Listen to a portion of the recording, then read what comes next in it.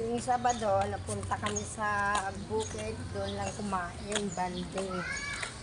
Doon namin ibabagsak yung mga ice candy na dala-dala ni ate. Ice candy daw. Sigurado ubos yan. Tubig Meron yan. pang baon, oh. Oo. Mushroom with egg. With talaba. With talaba, luto ni ate. Pwede magkano ba yung ice candy mo ulit eh? Ano, 20 isa. Diyos ko, mahal naman ang ice candy na eh. Ilang piraso ba yun?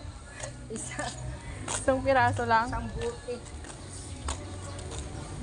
Ang bigat din ano. May yelong kasama ko. Ice candy na, may yellow pa. Oh, Hindi siya yan, tumabi ka. kala ko si Sir na. Hindi yan. Malayo-layo pa ba yung farm mo? Ayan, malapit na. Ayan, nakikita ko na yung puwet ng sasakyan ni Melvin. Yung mag-asawa. Kala ko nakikita mo na yung pet ni Melvin. Luko-luko ka ha. Saka yung ano, yung sasakyan ni Sir na malalaki. Tumabi ka. Bakit kay... Masado saan?